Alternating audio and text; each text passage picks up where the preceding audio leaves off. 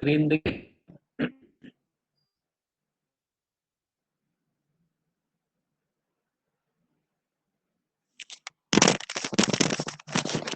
ठीक है, तो हम लोग एक बार ये एटीपी सिंथेसिस जो है, केमी ऑस्मोटिक हाइपोथेसिस, इसको हम लोग एक बार डायग्रामेटिकली जो है उसको हम लोग देख सकते हैं।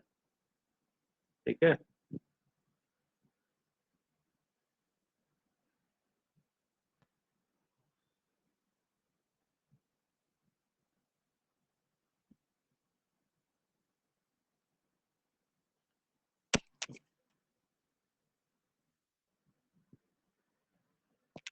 ठीक है। तो यहाँ पे आपको एक चीज समझना है कि साइंटिस्ट का नाम इम्पोर्टेंट होता है। ठीक है, तो ATP synthesis through chemiosmosis or by way of proton electrochemical coupling was described by scientist Peter Michel।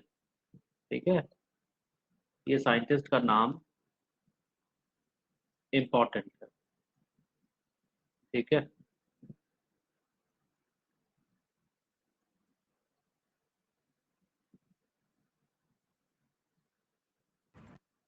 ठीक है, तो काफी इम्पोर्टेंट वर्क था ये, इसलिए ये आपको याद रखना पड़ेगा।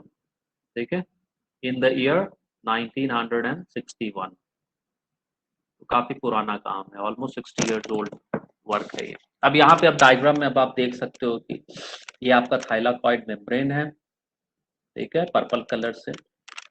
और आपको पहले ही बोला गया कि जो प्रोटॉन है वो ल्यूमन में अक्यूमुलेट होता है। तो यहाँ देखिए, ल्यूमन में जो प्रोटॉन का कॉन्सेंट्रेशन है वो हाई है, और स्ट्रोमा में जो प्रोटॉन का कॉन्सेंट्रेशन है वो लो है। तो आप यहाँ देख सकते हो।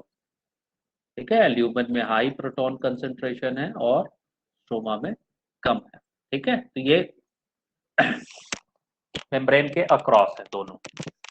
अब यहाँ पे अब आपको काफी सारी चीजें देखने को मिल सकती है। जैसे आपको मेम्ब्रेन में ये फोटो सिस्टम 2 मिल गया आपको, P680।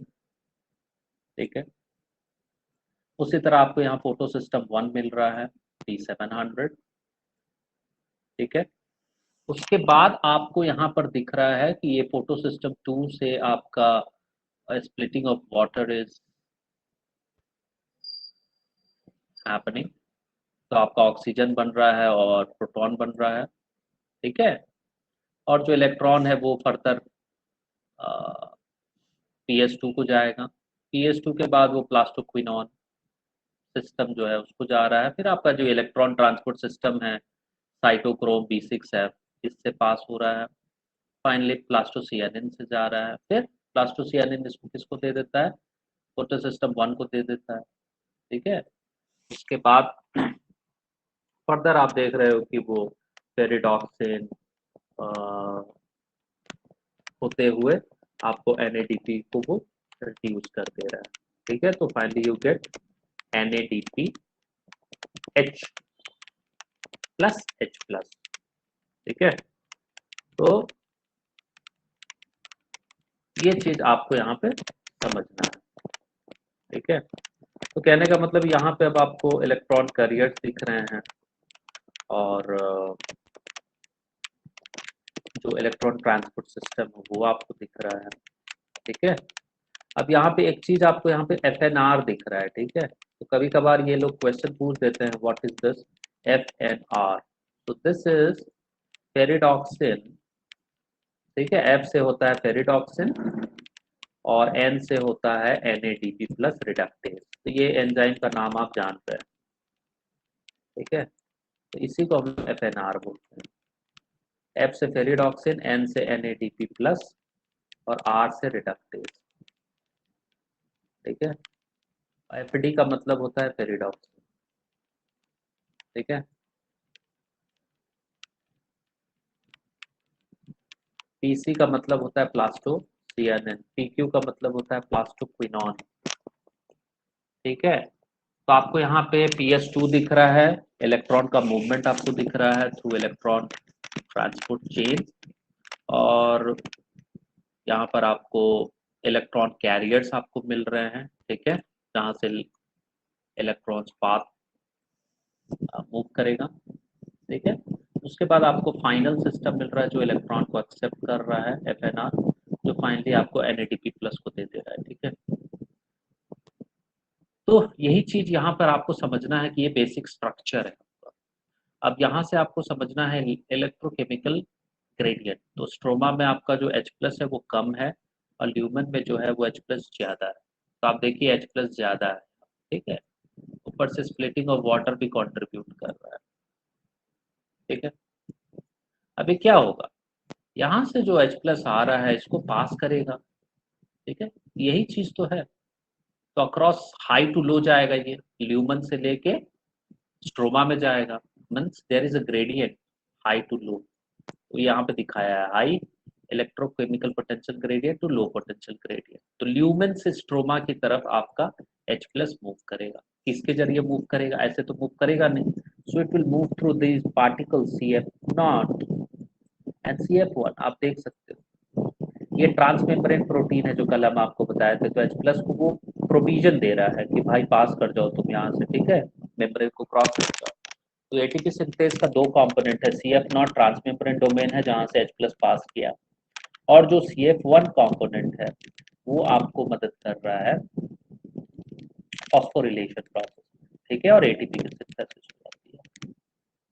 तो ये है पीटर मिशेल का मॉडल था 1961, जहां पे उन्होंने समझाया है कि किस तरीके से एटीपी की सिंथेसिस होती है अगर थाइलाकॉइड मेम्ब्रेन के अंदर और बाहर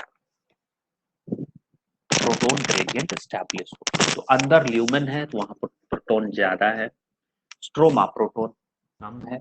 तो प्रोटोन को आपको ट्रांसफर करना पड़ेगा अंदर से, मतलब ल्यूमन एरिया से स्ट्रोमल एरिया की तरफ।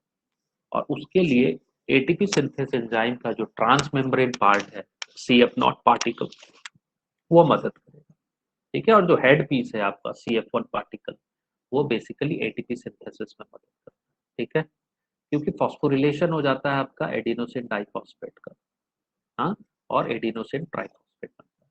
तो बेसिकली इस पीटर मिशेल मॉडल में आपको समझना क्या है, इस थाइलाकॉइड मेम्ब्रेन को समझना है कि मेम्ब्रेन का अंदर हिस्सा ल्यूमेन कहलाता है, बाहरी हिस्सा स्ट्रोमा कहलाता है, हाँ?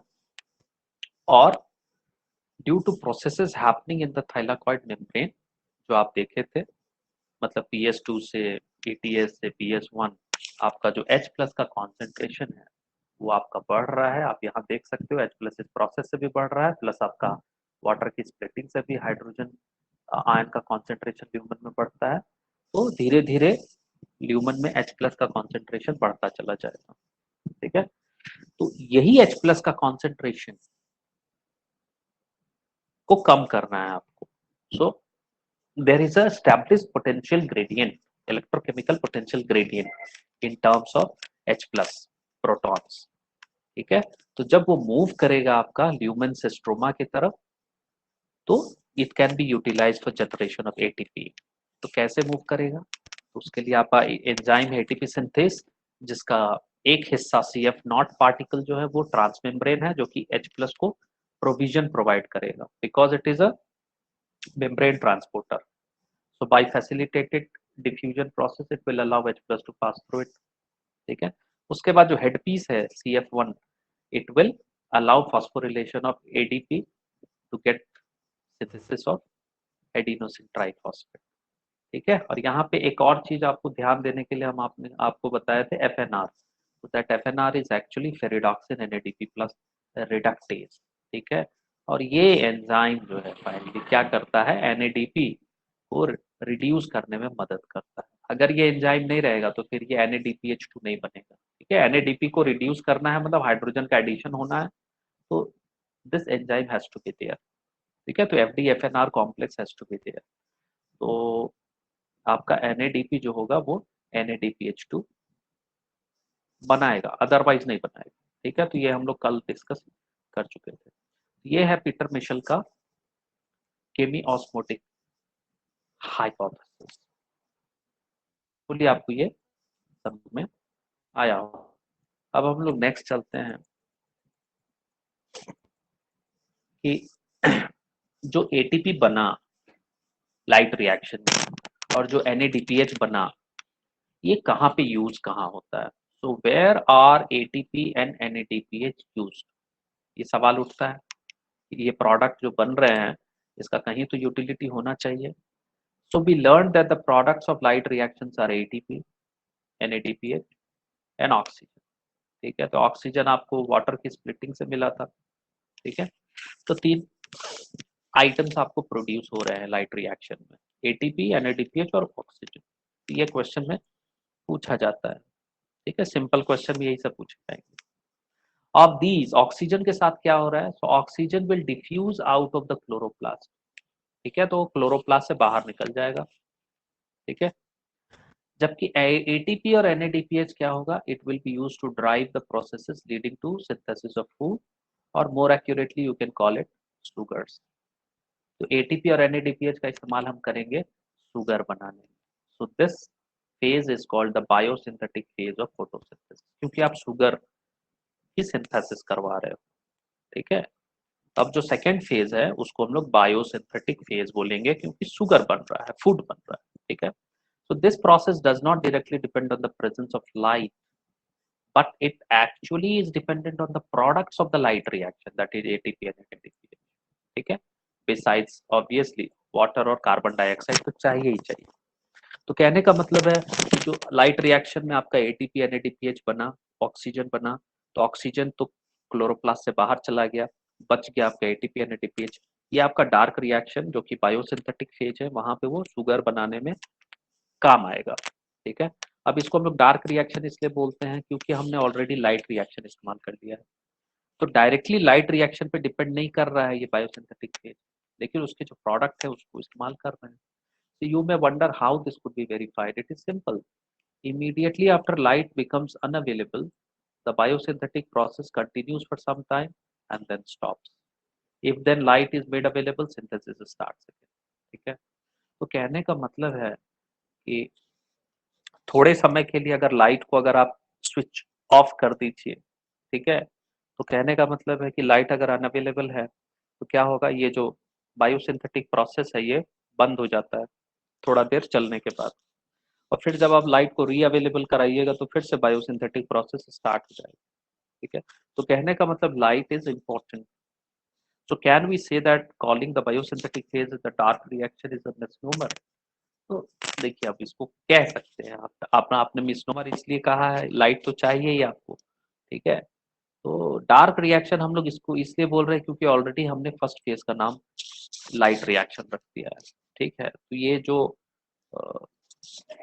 हिस्टोरिकल कॉन्टेक्स्ट है उस आधार पे ये हम लोग नामकरण किए हैं। जिन लोगों ने भी नाम किया है कि एक को लाइट कहा है तो दूसरे को डार्क कर दिया। ठीक है, तो उसको मोर अप्रोप्रिएटली हम लोग बायोसिंथेटिक फेज बोलेंगे।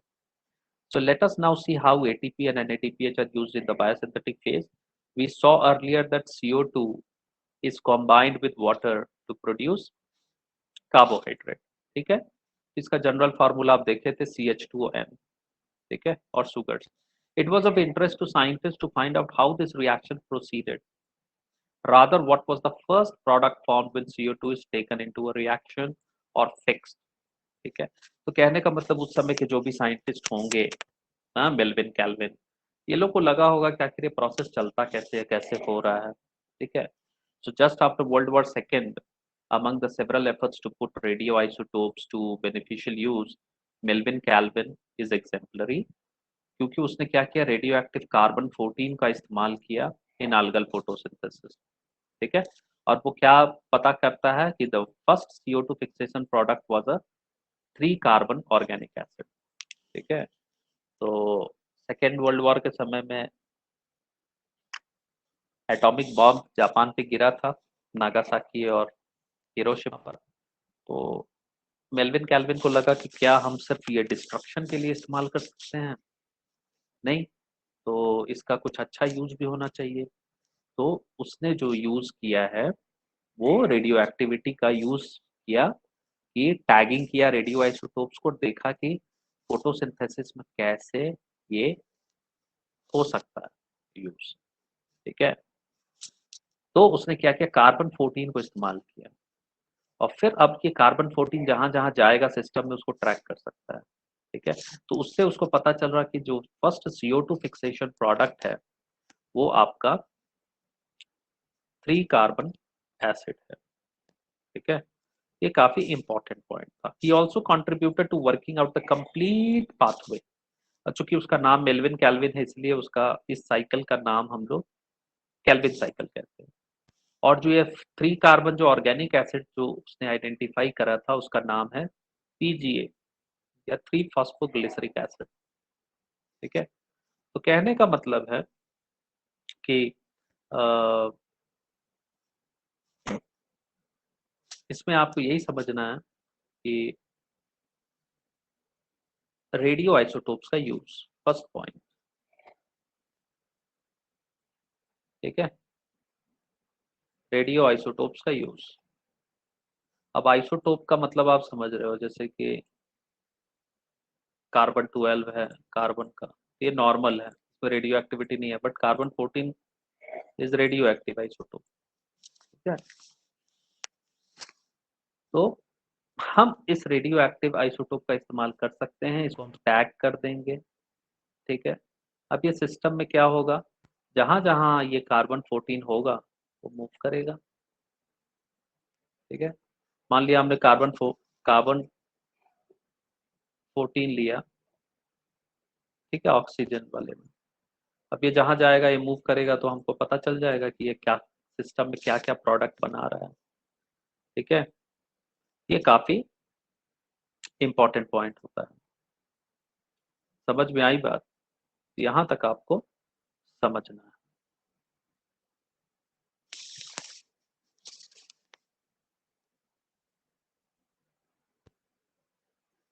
नेक्स्ट पॉइंट देखिए, scientist also try to know whether all the plants have free phosphoglyceric acid as the first product of CO2 fixation, या कोई और भी प्रोडक्ट बनता है दूसरे प्लांट्स में। ठीक है, तो experiments were conducted over a wide range of plants, और उनको एक दूसरा ग्रुप ऑफ प्लांट्स भी मिला जहां पे फर्स्ट स्टेबल प्रोडक्ट जो है कार्बन फिक्सेशन का वो एक ऑर्गेनिक एसिड था, लेकिन उसमें 4 कार्बन होते थे।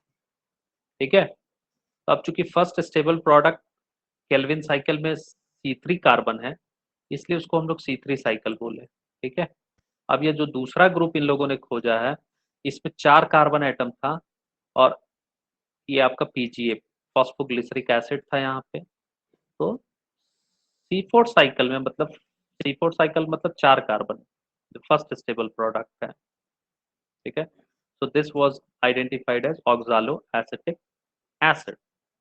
ठीक है, इसीलिए इसका नाम पड़ा है C3 cycle and C4 cycle on the basis of number of carbon atoms.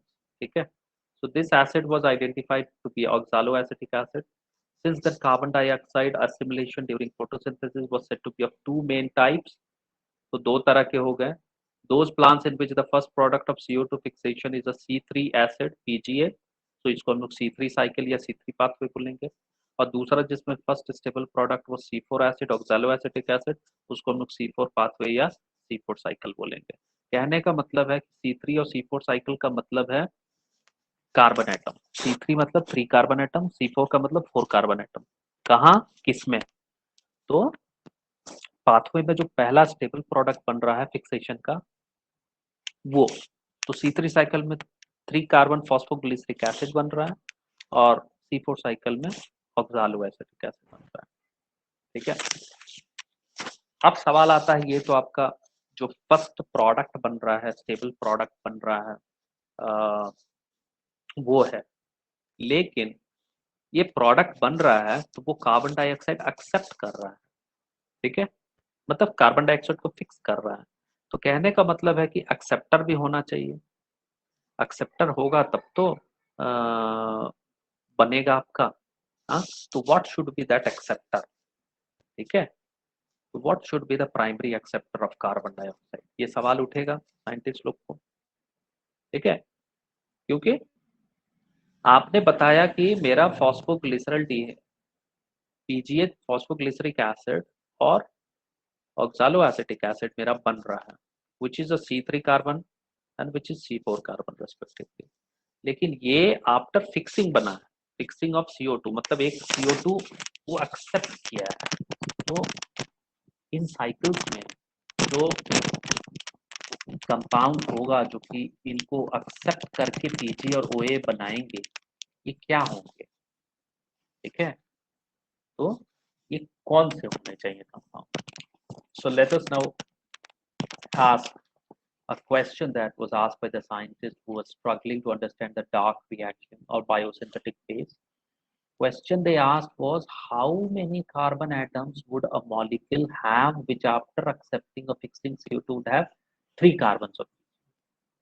तो कार्बन C3 साइकिल में फर्स्ट स्टेबल प्रोडक्ट में 3 कार्बन, ठीक है, और ये बना कैसे? ये एक CO2 एक्सेप्ट किया है, ठीक है, तो ये कौन सा कंपाउंड होगा जो कि कार्बन एक्सेप्टर का काम कर रहा है, जो कि प्राइमरीली कार्बन को एक्सेप्ट कर रहा है, ठीक है। तो अब लोग सोचा कि यहाँ इसमें 3 है, इसमें 1 है, तो ये जो कंपाउंड एक्स मान लेते हैं अननोन जो एक्सेप्ट कर रहा है, इट शुड बी 2 कार्बन, हाँ, तो 2 carbon plus 1 carbon should give you 3 carbon, हाँ, ये आइडिया था साइंटिस्ट का, ठीक है। बट हुआ क्या, वो देखिए। The studies very unexpectedly showed that the acceptor molecule was a 5-carbon ketose sugar, ठीक है, 5-carbon ketose sugar which is called ribulose bisphosphate, ठीक है। तो जो एक्सेप्टर है वो आपका RUBP। तो कहने का मतलब क्या आप ये सोच सकते थे कि 5 कार्बन कंपाउंड होगा एक्सेप्टर? हाँ, सिंपल मैथमेटिक्स क्या बोलता है, ये 2 कार्बन कंपाउंड होना चाहिए। So do not worry, the scientists also took a long time and conducted several experiments to reach this conclusion कि जो प्राइमरी एक्सेप्टर है वो एक 5 कार्बन कंपाउंड, ठीक है, वो भी सोच रहे थे कि 2 कार्बन ही होना चाहिए। So they also believe that since the first product was a C3PGA, the primary acceptor should be a 2 carbon compound, ठीक है। इसी उधेड़-बुन में वो थे कि जो पहला एक्सेप्ट होना चाहिए कार्बन डाइऑक्साइड का वो 2 कार्बन वाला होना चाहिए कोई compound. So they spent many years trying to identify a 2 carbon compound before they discovered the 5 carbon RUBP. So primary acceptor of CO2 is RUBP, ठीक है, ये क्वेश्चन भी पूछा जाता है, ठीक है। तो ribulose bisphosphate was the acceptor, ठीक है। अब आती है बात आपकी कि C3 साइकिल या कैल्विन साइकिल कैसे ऑपरेट होता है और इसमें क्या-क्या स्टेप्स हैं, ठीक है।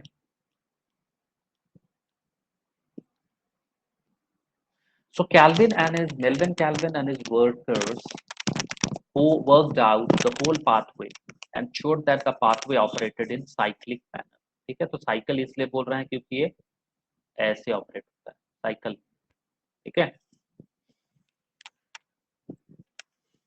Their RUBP was regenerated, ठीक है। तो जो स्टार्टिंग प्रोडक्ट है जो आ रहा है उसको आपको रीजनरेट करेंगे, ठीक है। तो ये काफी इंपॉर्टेंट है, साइकिल का मतलब जहां से स्टार्ट किए थे वहीं पे आना होता है, ठीक है, तब जाके साइकिल पूरा होता है, ठीक है। तो जो यूज हो रहा है उसको रीजनरेट करना पड़ेगा। तो RUBP यूज हो रहा है, वो एक्सेप्ट कर रहा है CO2, तो उसको रीजनरेट भी करना पड़ेगा। तो अब हम लोग देखेंगे कि कैसे ऑपरेट करता है। So let us see how Calvin pathway operates and where this sugar is synthesised and let us understand the pathway occurs in all photosynthetic plants without exception, सब में होगा ये। तो C3 साइकिल जो है वो सारे प्लांट में होता है जिनमें फोटोसिंथेसिस होती है, ठीक है, मैंडेटरीली सब में होगा। अब वो C3 प्लांट है कि C4 प्लांट है उससे कोई मतलब नहीं, अगर C4 प्लांट है फिर भी उसमें C3 साइकिल होगा, ठीक है, ये दोनों में होगा, ठीक है। C3 में तो होगा ही होगा, C4 में भी होगा। So for ease of understanding Calvin cycle को हम लोग 3 स्टेज में डिवाइड कर देते हैं। फर्स्ट स्टेज को हम लोग बोलते हैं कार्बोक्सिलेशन प्रोसेस, ठीक है, दूसरे को बोलेंगे रिडक्शन, तीसरे को बोलते हैं रीजनरेशन। तो उसको शॉर्ट में याद रखने के लिए हम लोग CRR याद रखते हैं, ठीक है। एक एक्रोनिम बना दिया, C for carboxylation, R for reduction and second R for regeneration, ठीक है। अब देखते हैं कार्बोक्सिलेशन में क्या होता है। तो carboxylation is the fixation of CO2 into a stable organic intermediate, ठीक है। क्योंकि यहाँ एक प्राइमरी एक्सेप्टर है, वो CO2 को एक्सेप्ट कर रहा है या फिक्स कर रहा है, ठीक है। किसमें किसमें वो फिक्स कर रहा है, तो एक ऑर्गेनिक एसिड बना रहा है, ठीक। तो carboxylation is the most crucial step of the Calvin cycle, ठीक है। तो ये पूछा जाता है कि ये तीनों में सबसे इंपॉर्टेंट स्टेप कौन सा है, तो कार्बोक्सिलेशन। तो कार्बोक्सिलेशन में क्या हो रहा है, आपका कार्बन डाइऑक्साइड यूटिलाइज हो रहा है और आपका RuBP कार्बोक्सिलेट हो रहा है, मतलब RuBP जो है वो एक्सेप्ट करेगा CO2 को। So this reaction is catalyzed by the enzyme RuBP carboxylase। क्योंकि कार्बोक्सिलेशन हो रहा है तो उस एंजाइम का नाम हम लोग रख दिए कार्बोक्सिलेज। किसका कार्बोक्सिलेशन हो रहा है, RuBP का हो रहा है, तो इस एंजाइम का नाम हो गया RuBP कार्बोक्सिलेज, ठीक है। Which results in the formation of 2 molecules of 3-PGA। अब यही चीज है, कार्बोक्सिलेशन हुआ, आपका क्या था, ये RuBP 5 कार्बन कंपाउंड था और एक मॉलिक्यूल CO2 इस्तेमाल हुआ, ठीक है। तो टोटल कितना कार्बन हो गया, 6 कार्बन हो गया। तो आपको बोला गया कि PGA बन रहा है, ठीक है। ओके PGA बन रहा है, बट PGA एक थोड़ी बन रहा है, ये 3 कार्बन है। PGA कितना बन रहा है, 2 मॉलिक्यूल बन रहा है, 2 इंटू PGA। तो टोटल नंबर ऑफ कार्बन कितने हो गए, 6 कार्बन हो गया, ठीक है। यही है, और ये 5 कार्बन कंपाउंड आपका क्या था, RuBP था, ठीक है। यही हो रहा है आपका फर्स्ट स्टेज में। RuBP is the 5 carbon acceptor of carbon dioxide, it is accepting 1 molecule of carbon dioxide, और वो जो एंजाइम है उसको हम लोग एरो के ऊपर लिख देते हैं। so this is RuBP carboxylase and the product is 2 molecule of 3 carbon phosphoglyceric acid PGA। तो जो PGA बन रहा है वो 2 मॉलिक्यूल बन रहा है, तो टोटल नंबर ऑफ कार्बन जो हो गया प्रोडक्ट साइड में वो 6 हो गया। So since this enzyme also has an oxygenation activity, it would be more correct to call it Rubisco, ठीक है। अब ये RuBP कार्बोक्सिलेज तो होता ही है क्योंकि ये कार्बोक्सिलेशन कर रहा है, बट साइमल्टेनियसली इस एंजाइम में ऑक्सीजनेशन प्रॉपर्टी भी है, ठीक है। ऑक्सीजनेस की तरह भी ये काम कर सकता है, तो इसका एक्चुअल नाम जो होगा वो हो जाएगा रुबिस्को, रेबिलोज बिसफॉस्फेट, ठीक है। ये हो गया ribulose bisphosphate, capital C for carboxylase, capital O for oxygenase. तो हमेशा आपको ऐसे ही लिखना पड़ेगा, नहीं तो टीचर नंबर काट सकता है, ठीक है। तो चूंकि इसमें कार्बोक्सिलेज और ऑक्सीजनेज दोनों फंक्शन है, इसलिए इसका नाम हम लोग रुबिस्को विद CNO कैपिटलाइज इस्तेमाल करेंगे, ठीक है।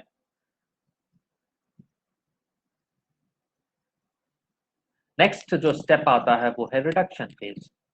So these are a series of reactions that lead to the formation of glucose molecule, and the steps involved utilize 2 molecules of ATP for phosphorylation and 2 molecules of NADPH for reduction or CO2 molecule fixed. So fixation of 6 molecules of CO2 and 6 turns of the cycle are required for formation of 1 molecule of glucose from the pathway, ठीक है। तो ये एक mathematical context में सबसे important point हो गया यहाँ पे, ठीक है। यहाँ पे कुछ चीजें आपको याद रखनी पड़ेंगी कि अब ये रिडक्शन में बहुत सारे स्टेप्स आपके आएंगे, ठीक है। और यहाँ पे होता क्या है, आपका क्या क्या चीज यूटिलाइज हो रहा है, तो 2 ATP यूटिलाइज हो रहा है, ठीक है, 2 ATP। और कितना यूज हो रहा है, 2 NADPH ही इस्तेमाल हो रहा है, 2 NADPH, ठीक है। तो ये ATP और 2 NADPH रिडक्शन के लिए आप इस्तेमाल कर रहे हैं पर CO2 मॉलिक्यूल। तो एक CO2 मॉलिक्यूल को फिक्स करने में 2 ATP 2 NADPH का खर्चा है, ठीक है। तो अब आपका ग्लूकोज में C6 है, ग्लूकोज का फॉर्मूला क्या होता है C6H12O6, ठीक है। इसका मतलब है कि आपको 6 मॉलिक्यूल ऑफ CO2 चाहिए, ठीक है। तो 6 मॉलिक्यूल ऑफ CO2 का इसका मतलब है कि 6 बार साइकिल चलेगा, केल्विन साइकिल। ये जो C3 साइकिल है 6 बार टर्न करेगा। अंडरस्टैंड कीजिए, आपका प्रोडक्ट जो है वहां से चल रहा है, आपके ग्लूकोज में 6 कार्बन, तो 6 CO2 को फिक्स करना पड़ेगा, क्योंकि एक CO2 में एक कार्बन है, और एक CO2 को फिक्स करने के लिए एक बार साइकिल घूम रहा है, तो 6 CO2 को फिक्स करने के लिए 6 साइकिल घूमेगा। और एक CO2 को फिक्स करने के लिए 2 ATP और NADPH इस्तेमाल हो रहा है, मतलब 6 को फिक्स करने के लिए मेरे को 12 ATP और 12 NADPH चाहिए, ठीक है। ये आपका मैथमेटिक्स है यहाँ पे, ठीक है। अब उसके बाद क्या होता है, रीजनरेशन, तीसरा process. So regeneration of the CO2 acceptor molecule RUBP is crucial, ठीक है। अब आपका RUBP एक्सेप्ट कर रहा था, अब उसको आपको रीजनरेट करना पड़ेगा ना, ठीक है। अगर साइकिल को कंटिन्यूअसली चलना है तो RUBP को रीजनरेट करना है। So the regeneration steps require 1 ATP for phosphorylation to form RUBP। यहाँ पे भी एक ATP चाहिए आपको फॉस्फोरिलेशन के लिए, ठीक है। तो हम कह सकते हैं कि एक CO2 मॉलिक्यूल के लिए जो कि केल्विन साइकिल में एंटर कर रहा है, टोटल यहाँ पे एक ATP चाहिए था, पहले 2 ATP चाहिए था, इसका मतलब 3 ATP और 2 NADPH चाहिए फॉर एवरी CO2 मॉलिक्यूल, ठीक है। 3 ATP हो गया। तो अब यहाँ पे हम लिखते हैं 1 CO2 के लिए मेरा इक्विवेलेंस क्या है, मैथ क्या कहता है, मैथ कहता है 3 ATP, और NADPH कितना है, 2 NADPH है, ठीक है। तो 6 CO2 के लिए कितना चाहिए, क्योंकि एक मॉलिक्यूल ऑफ ग्लूकोज में 6 कार्बन होता है, इसके लिए मेरे को चाहिए 18 ATP और 12 NADPH, ठीक है। तो यही सब क्वेश्चन आपसे पूछा जाएगा, तो एक का याद रखिए, उसके बाद जो भी है 2 4 5 6 जो भी देगा आप उसको कर सकते हैं। So you see that 3 ATP and 2 NADPH are required for fixing 1 CO2. So it is probably to meet this difference in the number of ATP and NADPH used in the dark reaction that the cyclic phosphorylation takes place. ठीक है, अब यहाँ पे difference है ना, ये 3 है और ये 2 है, तो इस डिफरेंस को मीट करने के लिए आपका साइक्लिक फॉस्फोरिलेशन होगा, ठीक है। ये क्वेश्चन भी पूछा गया है।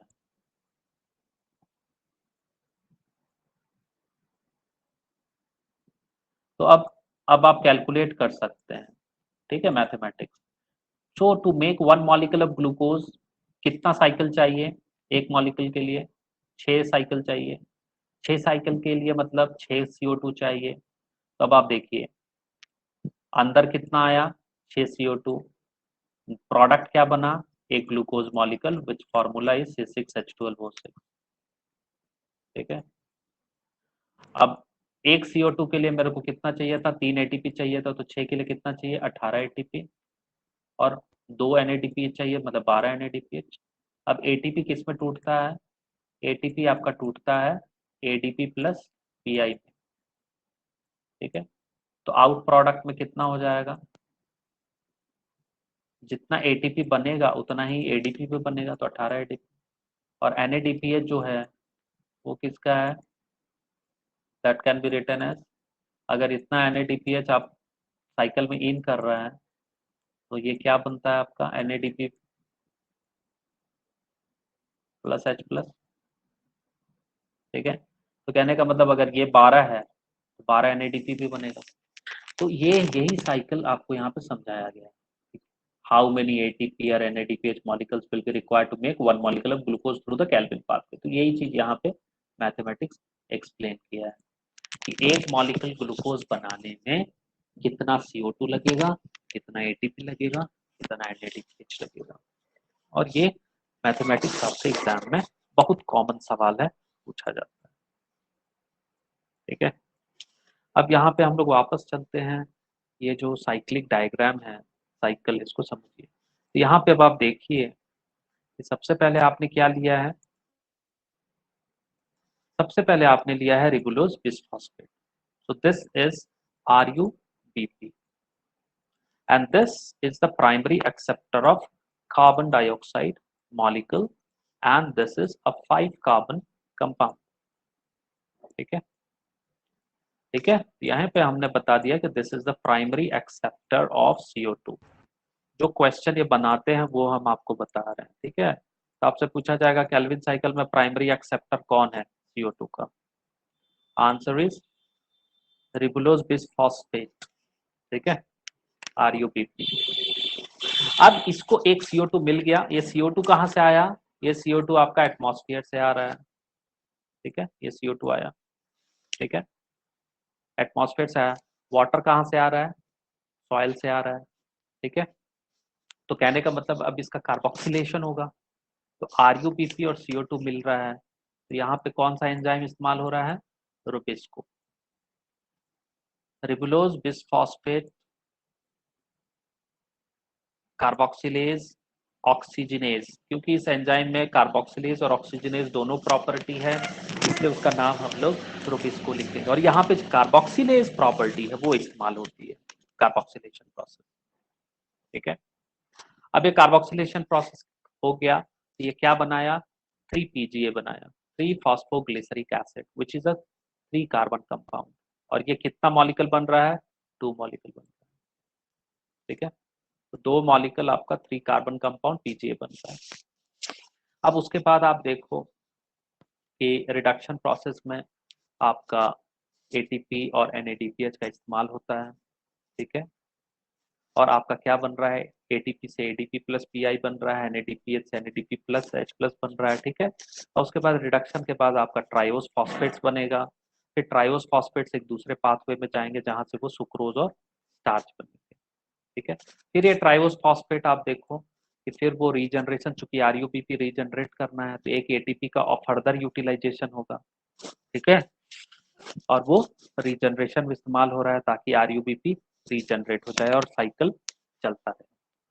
ठीक है, यहाँ पे अब आप फिगर नोट में आप देख सकते हैं, the Calvin cycle proceeds in 3 stages. First is carboxylation, during which CO2 combines with ribulose bisphosphate, reduction, during which carbohydrate is formed at the expense of photochemically made ATP and NADPH, and regeneration, during which the CO2 acceptor ribulose bis 1,5 bisphosphate is again formed, so that cycle keeps on continuous। ठीक है, तो continuous रहेगा, इसके लिए आपको solve करना है। तो कहने का मतलब है कि जब आप नंबर ऑफ कार्बन एटम्स की बात करते हैं तो कार्बन एटम्स सेम ही रह रहा है ना।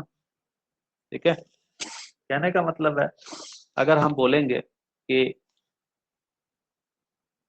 3CO2 आपने लिया, 3CO2 आपने लिया, 3CO2 इसमें 3 है, और अगर हमने बोला 3 मॉलिक्यूल्स ऑफ RuBP लिया, RuBP लिया, अब ये इसमें कितना था, 5 कार्बन कंपाउंड था, 5 कार्बन था, तो मेरा ये टोटल कितना हो गया, 3 + 15 मतलब 18 कार्बन हो गया। ठीक है, 18 कार्बन हो गया, समझ में आ रही है बात। अब उसी तरह आपको 3PGA, 3PGA में आपका 3 एटम है लेकिन वो डबल डबल बन रहा है। ठीक है, तो कहने का मतलब राइट हैंड साइड भी आपके पास 18 एटम आ जाएंगे कार्बन के। ठीक है, तो कहने का मतलब इसको हम लोग फिक्सेशन क्यों बोलते हैं, CO2 फिक्सेशन, ये सवाल भी पूछा जाता है, why it is called CO2 fixation, सवाल उठता है इसको हम लोग CO2 फिक्सेशन क्यों बोलेंगे। तो एक पॉइंट तो ये है कि RuBP CO2 को एक्सेप्ट कर रहा है, but that is half answer. Why CO2 fixation? Because RuBP is accepting one molecule of CO2 and in this process जो इनऑर्गेनिक फॉर्म है कार्बन डाइऑक्साइड का, ठीक है, वो ऑर्गेनिक फॉर्म में चेंज हो जा रहा है। ठीक है, ठीक है, तो CO2 इनऑर्गेनिक फॉर्म में है और जो प्रोडक्ट है वो एसिड है, 3 कार्बन एसिड है, and that is organic molecule. ठीक है, तो आपका second part of the answer ये है।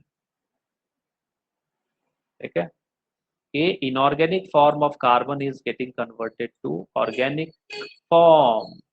That's why we say that CO2 is getting fixated या CO2 फिक्सेशन हो रहा है। ठीक है, तो कहने का मतलब है ये काफी इम्पोर्टेंट पॉइंट होता है जिसको कि आपको समझना होता है।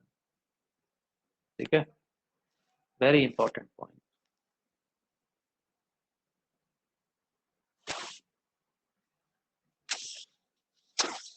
ठीक है, तो यहाँ 3 स्टेज में आपको केल्विन साइकिल समझना था। First stage is carboxylation process, the second stage is reduction process and the third stage is regeneration process. ठीक है,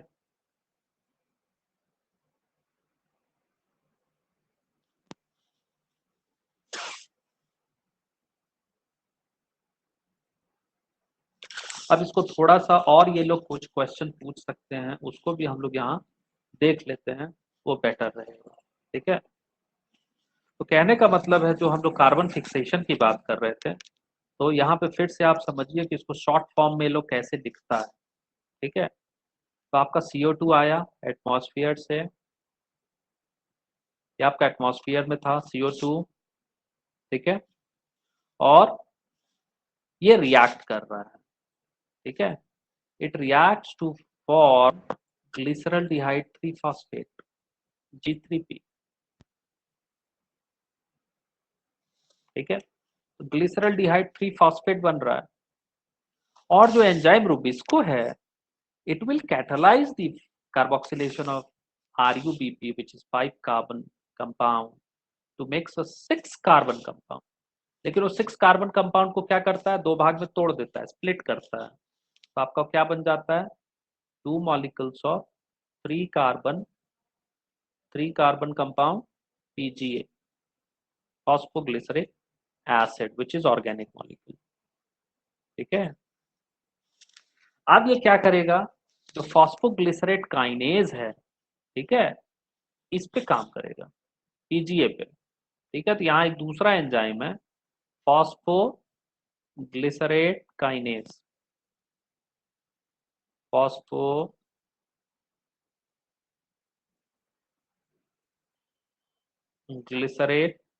काइनेज। ये क्या करेगा, ये काइनेज एंजाइम जो है फॉस्फोराइलेशन करते हैं, तो ये 3 PGA को एक और फॉस्फेट ग्रुप ऐड करेगा उसमें, तो आपका जो दूसरा प्रोडक्ट बनेगा वो बन जाएगा 1,3 बिस फॉस्फोग्लिसरिक एसिड। या तो हम लोग इसको 1,3 BPGA लिखते हैं, BPG लिखते हैं, शॉर्ट फॉर्म में BPG लिखते हैं, बिस फॉस्फोग्लिसरेट।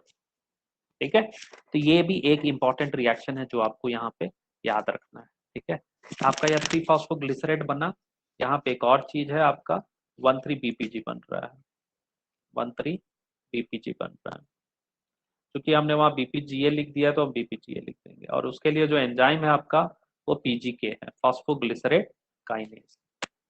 ठीक है, तो ये एक पॉइंट है जो कि आपको यहाँ पे फर्दर याद रखना पड़ेगा कि जो 3 PGA है वो PG के एंजाइम के द्वारा 1,3 BPGA में कन्वर्ट हो जाता है। ठीक है, उसके बाद आपका रिडक्शन हो रहा है, तो रिडक्शन होगा तो ऐसे थोड़ी होगा, तो ये जो ग्लिसरल्डिहाइड 3 फॉस्फेट डिहाइड्रोजिनेज एंजाइम है, ये कैटलाइज करता है इसका रिडक्शन, जो 1,3 BPGA है इसको रिड्यूस करेगा।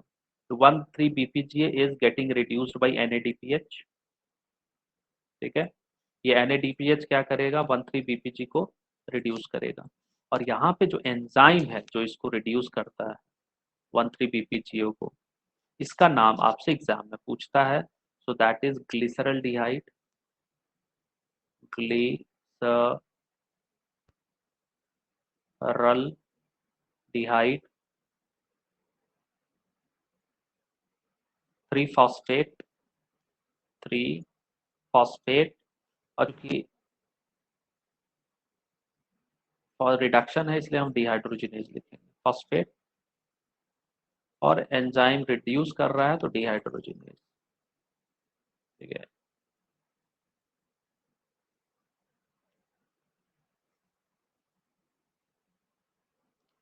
ठीक है।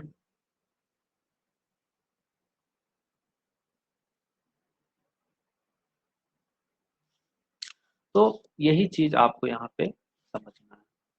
ठीक है, तो ये दो इम्पोर्टेंट चीजें हैं जो कि हम लोग यहाँ पे लिखते हैं। अब यहाँ पे आपसे एक ओवरऑल रिएक्शन पूछ सकता है कि what is the overall reaction. तो ओवरऑल रिएक्शन जो है कैल्विन साइकिल का, यहाँ पे हम लिख सकते हैं overall reaction.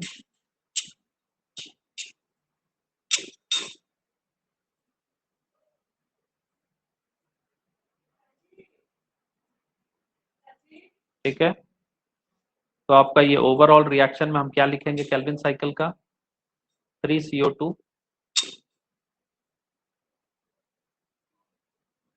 Plus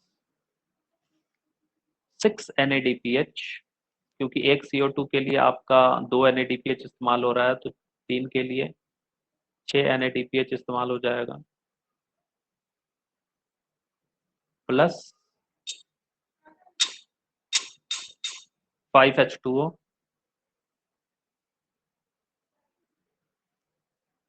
plus 3 ATP एक के लिए इस्तेमाल हो रहा है, तो 3 के लिए 9 ATP हो जाएगा, तो 9 ATP, and this will lead to formation of glyceraldehyde ट्रीफॉस्फेट।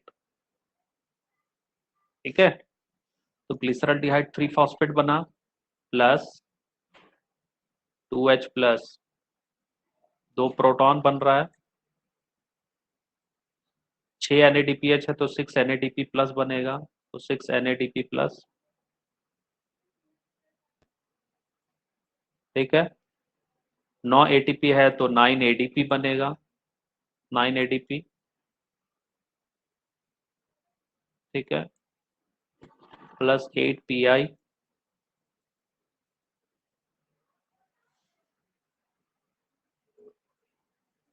ठीक है, 8 PI। तो इस तरीके से आपको यहाँ पे समझना है। ठीक है, तो ये आपका ओवरऑल जो है आपका C3 साइकिल होता है। ठीक है, ये आपका ओवरऑल C3 साइकिल को हम लोग एक्सप्लेन करेंगे। तो यहाँ पे आपका ये रिएक्शन इंपॉर्टेंट है। तो आप देख रहे हैं कि 3 कार्बन डाइऑक्साइड मॉलिक्यूल जब एंटर करता है तो आपका एक ग्लिसरॉल्डिहाइड ट्रीफॉस्फेट बनता है। तो इस तरीके से हम लोग इसको एक्सप्लेन कर सकते हैं। ठीक है, तो कहने का मतलब अब यहाँ से जो लाइट डिपेंडेंस की बात आती है, क्या लाइट चाहिए नहीं चाहिए, हाँ, वो भी इम्पोर्टेंट है समझना कि लाइट की आवश्यकता है कि नहीं है। So we can say that कि जो कैल्विन साइकिल है, इसके स्टेप्स जो हो रहे हैं, इसको लाइट की आवश्यकता तो नहीं है। ठीक है, क्योंकि लाइट तो सिर्फ डे टाइम में अवेलेबल रहेगा, सूरज दिन में रहेगा, रात को तो रहेगा नहीं। ठीक है, ये सवाल उठेगा ही। तो कहने का मतलब क्या यहाँ पे एनर्जी का वेस्ट हो रहा है? हाँ, हाँ, आप समझोगे, क्योंकि जो इलेक्ट्रॉन फ्लो लाइट के बगैर तो होगा नहीं। ठीक है, तो कहने का मतलब जो भी एंजाइम्स हम लोग केल्विन साइकिल में देख रहे हैं, वो एक्चुअली में उनका जो रेगुलेशन जो होता है वो लाइट डिपेंडेंट। ठीक है, तो जो एंजाइम्स यूज्ड अप हो रहे हैं यहाँ पे, कार्बोक्सिलेज, ऑक्सीजनेज, डिहाइड्रोजनेज, इनको लाइट चाहिए रेगुलेशन के लिए। लेकिन जो रिएक्शन एज सच है, उसको किसी तरह का फोटोन नहीं चाहिए, मतलब वो डार्क में भी हो सकता है। इस तरीके से आपको समझना होगा। तो कहने का मतलब अब सवाल ये उठता है कि रात को क्या होगा। तो रात को क्या करेगा ये प्लांट, रात को ये क्या करेगा, जो स्टार्च बना है उसको सुक्रोज में कन्वर्ट कर देगा। ठीक है, और उसको क्या करेगा, फ्लोइम में रिलीज कर देगा। तो आप फ्लोइम ट्रांसलोकेशन पढ़े थे, फ्लोइम क्या करता है, सुक्रोज का ट्रांसलोकेशन करता है।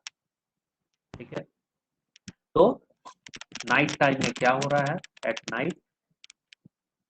नाइट वी कैन से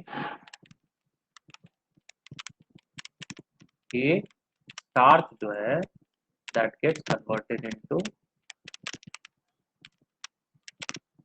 सुक्रोज।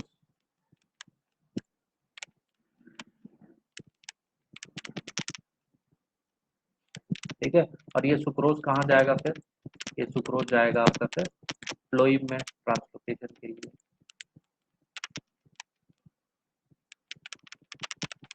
ठीक है, तो इसलिए आप इसको बोल सकते हैं डार्क रिएक्शन।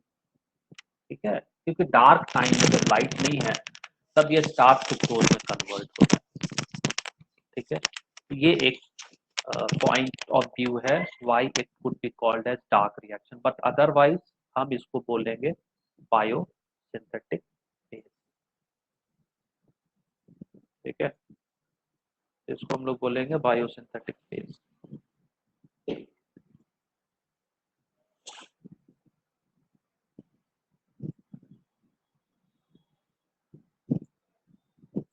तो यही है आपका C3 साइकिल।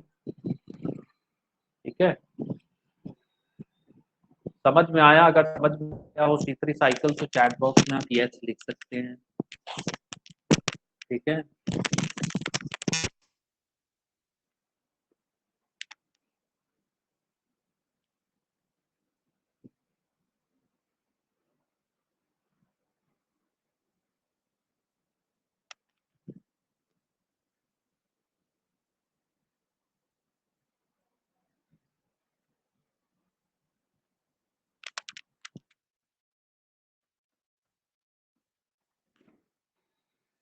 ठीक है।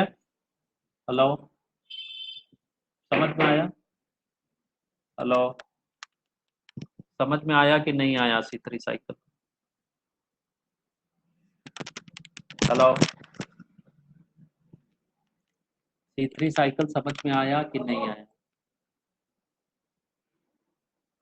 एक बार फिर से हम रिवाइज करा दे रहे हैं C3 cycle. C3 cycle is basically fixation of carbon dioxide from the atmosphere. ठीक है, फिक्सेशन टर्म का मतलब होता है कि इनऑर्गेनिक फॉर्म जो है कार्बन डाइऑक्साइड का वो ऑर्गेनिक फॉर्म में कन्वर्ट हो रहा है। ठीक है,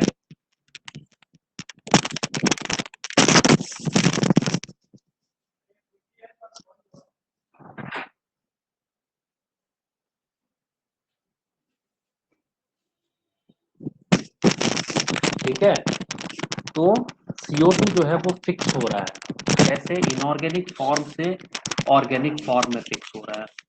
ठीक है, तो हम क्या कहेंगे यहाँ पे, सबसे पहले आपका क्या है, कार्बन डाइऑक्साइड जो आ रहा है वो आपका एटमॉस्फेयर से आ रहा है, और आपका जो प्राइमरी एक्सेप्टर है कार्बन डाइऑक्साइड का वो है ribulose bisphosphate which is a 5 carbon compound.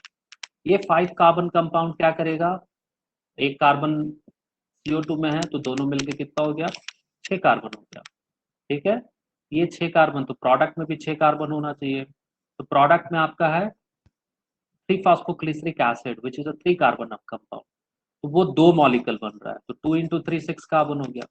अब आप पूछिएगा कि इस प्रोसेस में एंजाइम कौन सा इस्तेमाल हो रहा है, so because CO2 is being added to RUBP, so this is a carboxylation process।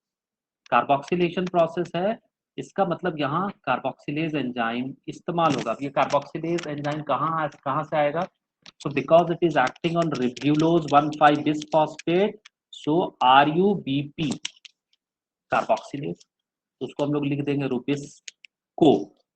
अब चूंकि इसमें ऑक्सीजनेस प्रॉपर्टी भी होता है इस एंजाइम में, तो this will be Rubisco, CO, तो C for carboxylase, O for oxygenase. ठीक है, अब ये आपका कार्बोक्सिलेशन प्रोसेस से आपका क्या बना, 3 फॉस्फोग्लिसरिक एसिड या 3 फॉस्फोग्लिसरेट बना।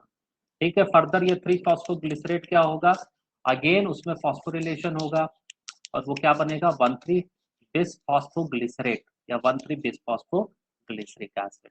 ठीक है, फर्दर क्या होगा, ये 1,3 बिस फॉस्फोग्लिसरिक एसिड जो होगा वो in presence of glyceraldehyde 3-phosphate dehydrogenase it will get converted into another form। ठीक है, तो फर्दर इसका क्या हो रहा है, आप एटीपी और एनएडीपीएच इस्तेमाल, इस प्रोसेस में आपका इस्तेमाल होता रहेगा, और साइड में आपका क्या निकल रहा है, एटीपी अगर इस्तेमाल कर रहे हैं तो एटीपी प्लस पीआई निकलेगा, एनएडीपीएच इस्तेमाल कर रहे हैं तो एनएडीपी प्लस निकलेगा। तो after this reduction process gets over you will get triose phosphate. ये ट्रायोस फॉस्फेट फिर दूसरे पाथवे में एंटर करेगा जहां से सुक्रोज और स्टार्च बन रहे हैं। अब आपका है कि चूंकि ये साइक्लिक प्रोसेस है तो आपको आरयूबीपी को रीजनरेट करना है, तो आरयूबीपी को रीजनरेट करना है तो अगेन एटीपी का इस्तेमाल होगा, रीजनरेशन से आपका आरयूबीपी रीजनरेट होगा, फिर से वो अवेलेबल हो जाएगा एटमॉस्फेरिक CO2 को टेकअप करने के लिए। ठीक है, अब यहाँ जो आपका पीजीए बन रहा है, ठीक है, तो पीजीए से 1,3 बीपीजीए बनने के लिए कौन सा एंजाइम चाहिए, तो ऑब्वियसली फॉस्फोरिलेशन हो रहा है, तो you will require a kinase, तो फॉस्फोग्लिसरेट काइनेज का इस्तेमाल होगा। ठीक है, अब फिर ये जो 1,3 बीपीजीए है वो फर्दर रिड्यूस होगा बाई ग्लिसरल्डिहाइड 3-फॉस्फेट डिहाइड्रोजिनेज। ठीक है, तब यहाँ पे आप क्या देख रहे हो कि जो ओवरऑल कैल्विन साइकिल है वो 3 स्टेज में बटा हुआ है। हाँ, first stage is carboxylation, second stage is reduction, third stage is regeneration of RUP. तो ओवरऑल रिएक्शन हम क्या लिख सकते हैं कि 3 कार्बन डाइऑक्साइड अगर एंटर कर रहा है तो एक कार्बन डाइऑक्साइड में 2 NADPH चाहिए, 3 ATP चाहिए, तो 6 NADPH और 9 ATP का इस्तेमाल हो गया, प्लस 5 मॉलिक्यूल्स ऑफ वाटर आपको चाहिए, तो बनेगा क्या, 1 मॉलिक्यूल ऑफ ग्लिसरल्डिहाइड 3-फॉस्फेट बनेगा। ठीक है, along with 9 ADP, 8 PI, 6 NADP plus and 2 proton. ठीक है, तो ओवरऑल हम क्या देख रहे थे कि एक CO2 जो मॉलिक्यूल है it is requiring 3 ATP and 2 NADPH। तो अगर एक मॉलिक्यूल ऑफ हेक्सोस शुगर की बात करें, ग्लूकोज की बात करें, तो 6 CO2 इस्तेमाल करना पड़ेगा आपको। 6 CO2 का मतलब कि ये कैल्विन साइकिल 6 बार घूमेगा, 6 बार घूमेगा, इसका मतलब कि 18 ATP चाहिए और 12 NADPH चाहिए। ठीक है, तो ये मैथमेटिक्स है आपका कैल्विन साइकिल का जो आपको इस्तेमाल करना है। ठीक है, और यहाँ पे क्या हम आपको बताएं कि नाइट के समय क्या होता है, जो स्टार्च बना है वो सुक्रोज में कन्वर्ट हो जाता है and this sucrose is then transferred to phloem for translocation. तो इसीलिए इसको हम लोग क्या बोलते हैं, डार्क रिएक्शन। अदरवाइज लाइट तो चाहिए ही for regulation of all these enzyme जिसकी हम लोग बात कर रहे थे अभी, तो लाइट का डिपेंडेंट है उनका जो एंजाइम्स जो कि C3 साइकिल में इस्तेमाल हो रहा है। ठीक है, यही है आपका मेल्विन कैल्विन साइकिल। ठीक है,